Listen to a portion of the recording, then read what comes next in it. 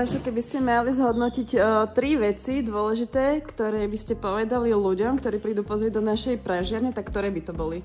Všetky, čo sú im užitočné, ako si pripraviť kávu u seba doma. Tri najdôležitejšie. Na čo sa najviac ľudia pýtali? Pýtali sa na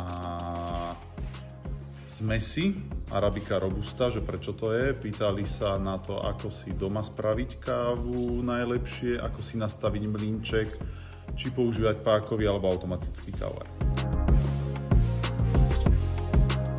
Vaše, čo na dnešnej prehliadke najviac šokovalo ľudí? Že čo ich tak najviac prekvapilo, keď ste o káve rozprávali?